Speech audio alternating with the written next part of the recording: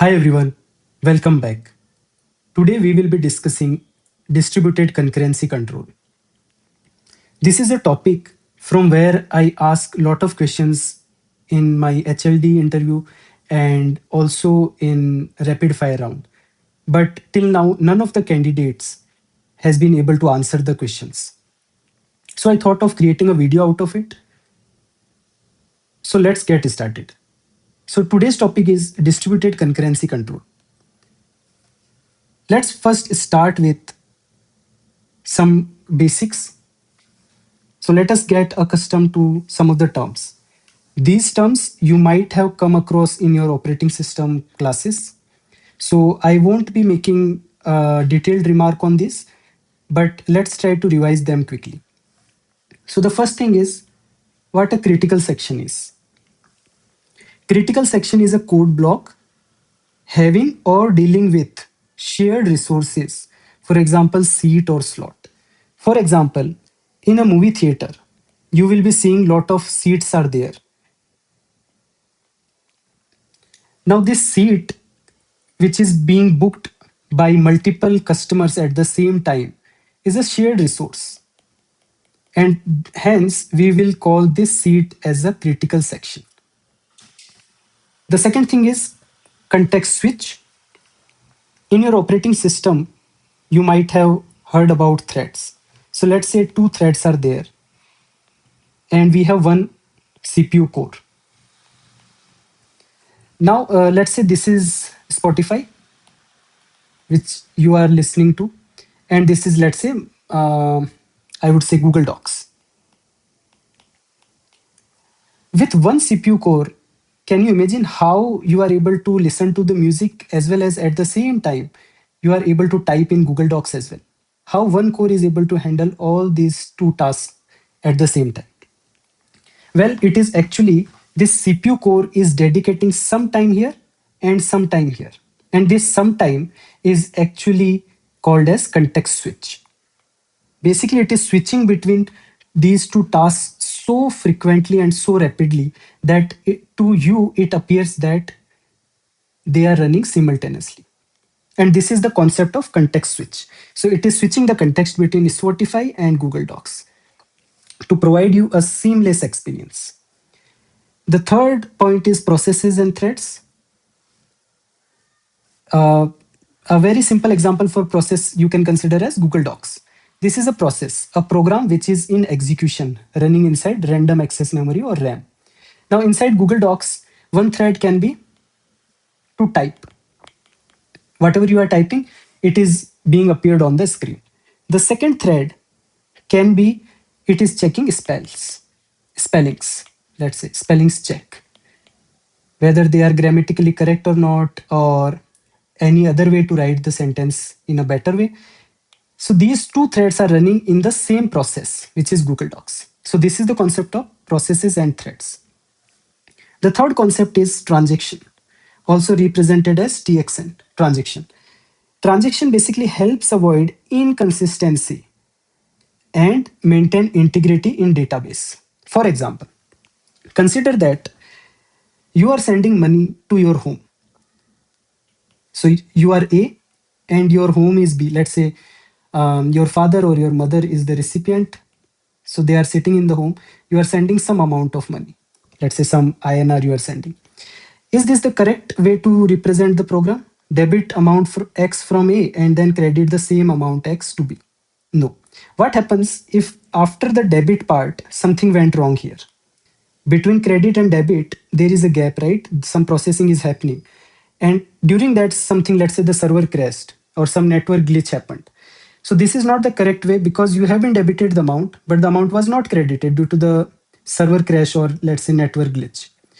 Now, let's say server crashed maybe due to overload or let's say some out of memory exception happened due to some resource crunch. It can happen for n reasons. Let's say some power failure happened, right? What is the correct way? The correct way is to implement this thing as a transaction because these two things, the first statement and second statement, should appear simultaneously. It is not that they should exist independently. If a debit is happening, that means a credit should happen. The money in a closed system is never created. It is the same, right? if you are debiting X amount, then someone is getting X amount, right? So minus X and plus X. So the net is always zero in a closed system, and that's the concept of transaction. So you will begin the transaction, you will end the transaction. Between this, you will write the logic. The debit amount X from your bank account and credit the same amount to your home. If both of these statements, both of these processes are successful, that means all are successful, then only commit. Commit means writing to the database. Otherwise, you roll back. Rollback is nothing but you reverse the process which has happened so far. So basically, you revert the transaction. So this is the concept of transaction. So we have come across these 4 points at a high level. I can make a detailed video on these as well if you would like. Please let me know in the comment section so that I will be aware and will make the video soon. Um, so let's try to have a look at what kind of database locking are available. Okay, so what is a lock?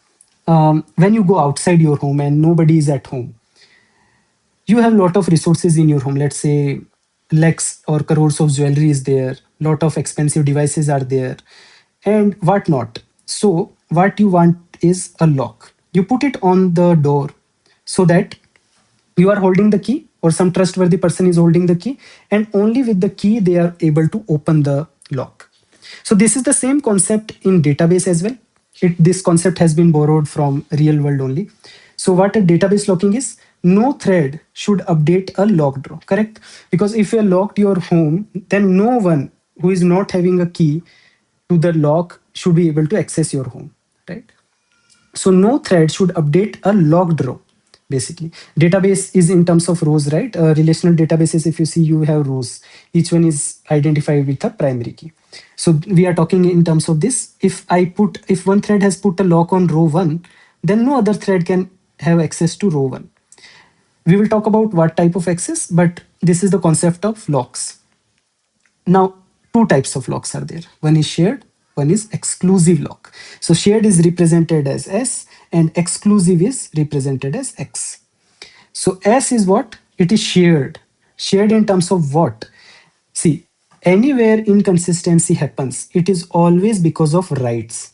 Let's say you are reading a row or database n times. It cannot cause inconsistency, right? Because the state of the resource on the server is the same. So always remember that any inconsistency happening is because of write, now not reads. So shared means you are sharing the reads. So basically reads are shared, writes are exclusive. That means if some thread has logged this row, then other threads can read. Let's say T2 and T3 are reading, but they cannot write. Only T1 can write to this, right? Because writes are exclusive. But if you put an exclusive lock, that means both read and write are exclusive. So only T1, which is holding lock on this row, can read and write. These two threads cannot read and cannot write as well. So let's summarize. We have two types of locks. One is shared, one is exclusive. Now, if we have shared lock, what do you think? Can I put another shared lock? The answer is yes, because a shared lock allows read and writes are exclusive. So another, if I put another shared lock, it won't put anyhow. But what if I try to put another exclusive lock on a shared lock? So let's say you are having a shared lock and then some thread is trying to put an exclusive lock.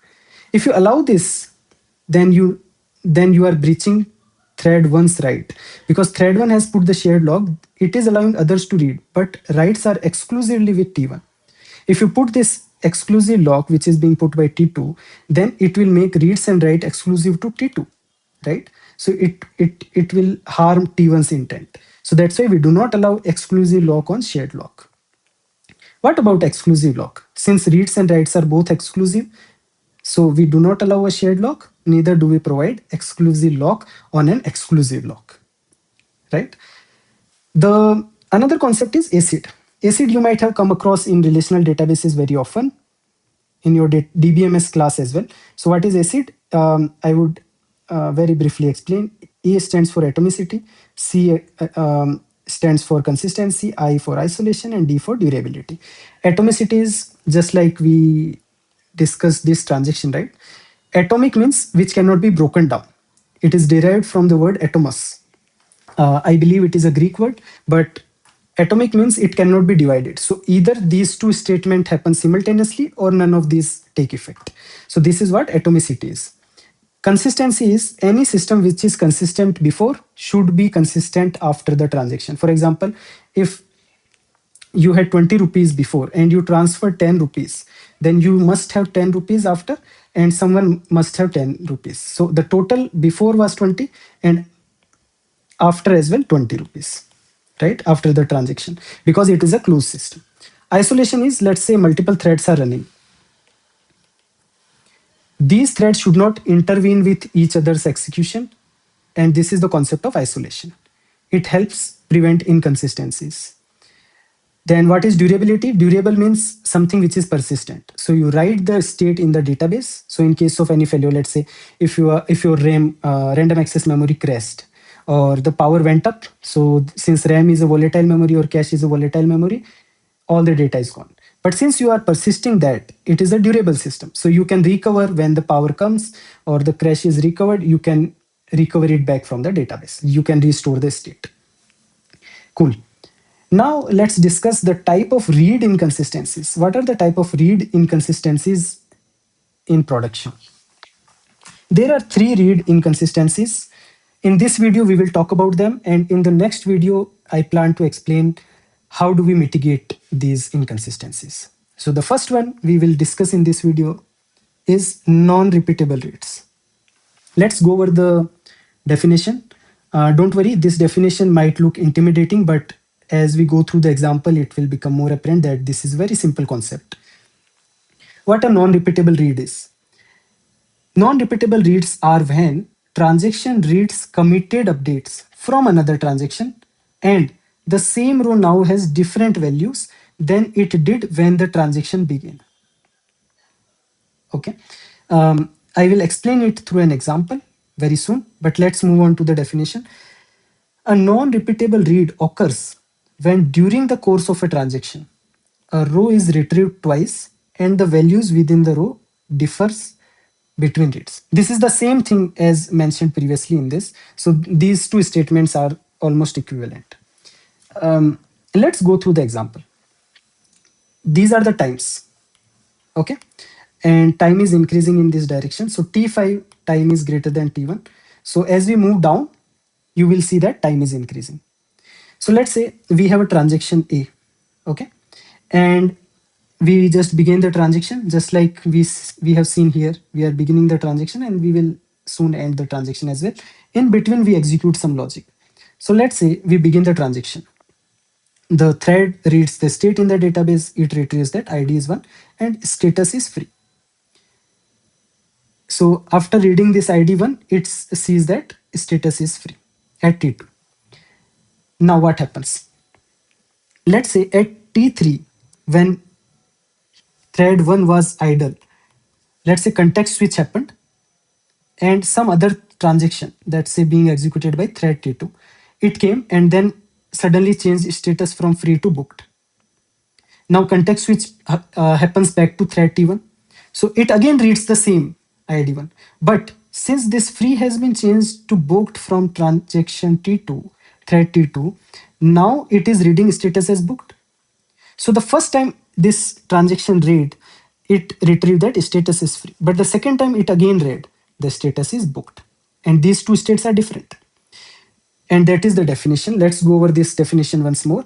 A non-repeatable reads are when transaction reads committed updates from another transaction. It is reading this value from another transaction T2. And the same row now has different values. It is the same row, right?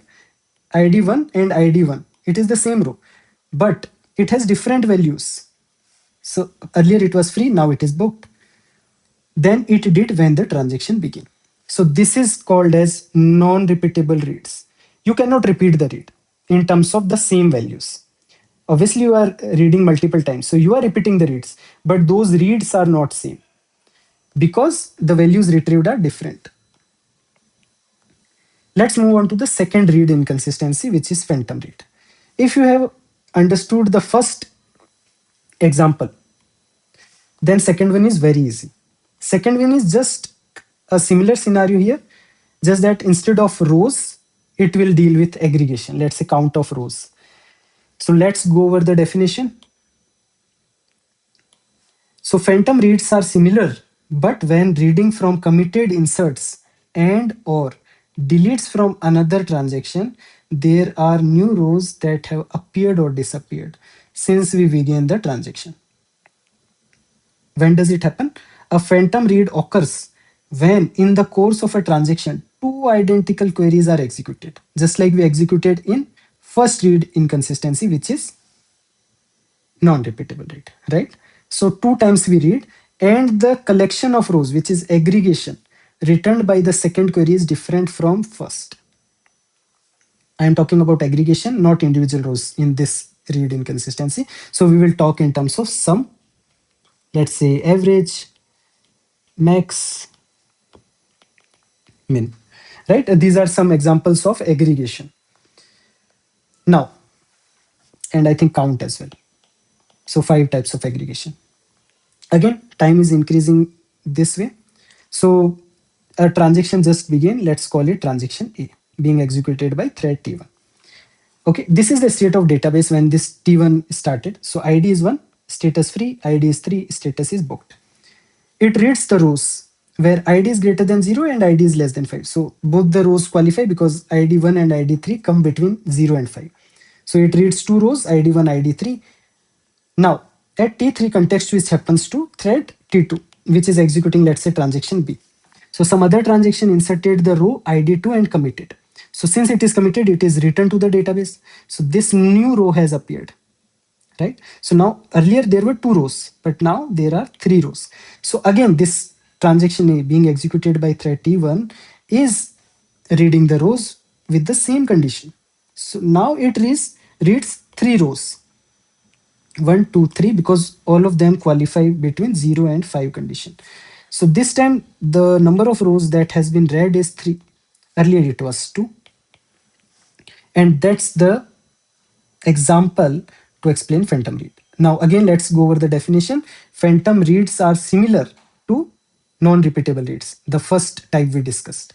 But when reading from committed inserts, remember, it was committed, right? That's how it appeared in the database. And or deletes from another transaction B. There are new rows that have appeared or disappeared. It might have been that this ID3 was deleted or ID1 was deleted. In this example, I added a new row, right? It might have been deleted as well. Basically, the count of rows will change that have appeared or disappeared since we began the transaction, right? So this is the example of a phantom read. Phantom basically means ghost, right? So basically, this row appeared out of nowhere, and it might be that if this transaction deleted third row, then it might have disappeared out of nowhere, and that's how this got the name as phantom. The third inconsistency is dirty reads. This is a very popular type of read inconsistency. So what is a dirty read? These are similar to non-repeatable and phantom reads, but relate to reading uncommitted data. See, the first type of inconsistency, non-repeatable read, and the second type of inconsistency, phantom reads, both deal with committed data. But dirty read, as the name suggests, it is dirty. That means it is not yet committed by the other transaction, but relate to reading uncommitted data and occur when an update, insert, or delete from another transaction is read and the other transaction has not yet committed the data. Consider it a scenario. Let's say you and your friend are sitting in the examination hall, and your friend is more intelligent. So you are sitting behind your friend. Let's say you are B and your friend is A. You try to copy whatever the friend A is writing. Let's say they are writing something, let's say answer to question 1. So they start with answer 1 and then committed. And let's say once they are done, you also copied the same. You were happy. You came out of the examination hall. So now you have submitted your answer. But A, which is your friend, later realizes that whatever they have written is wrong. So they cross that and then they restart with another answer. But since you have read the data which was not committed yet, which means the copy was not submitted by A yet, but you assumed that whatever A has written is correct, you were happy, you left the examination hall by submitting. That means committing your copy to the examiner. So you are seeing the problem here, right? You actually read some data which is dirty, which was not committed, right? This is the correct data which A later wrote in the copy once you have left the examination hall. So has not committed the data yet, it is reading in progress data, which may not be complete and may never actually be committed. You got the idea? Let's take one more example, which is a more formal example. So let's say two transactions are executing. Transaction A, transaction B, being executed by two threads, T1 and T2, respectively. This is the timeline, not to be confused by threads. This is the time. Now, transaction A began, transaction B began at T1. This is the state of the database at the time the transactions began. ID is 1, status is free. Transaction A, update row ID 1 as status as booked. So this is booked. It is not committed by transaction B yet. Correct? So a transaction A yet. This is in memory change. They have read the status as free and they are changing it to booked in the memory. But let's say memory is shared between T1 and T2. So T1 mistakenly read from T1's memory. Basically not T1's memory, it is shared memory. So it read row ID1 and got status as booked. In the database, notice that status is free. This should have been free. And it should also be free. So got status as booked because it is reading this data. Now, transaction A proceeded, but let's say some error happened. Server crashed or T1 was aborted. Okay. Some issue happened. So this was in memory, correct? This status was in memory, never committed to database. So this was lost. But this transaction B is reading some data which is stale now because the status in the database is still free, but it has read a data which is by a transaction which is now aborted.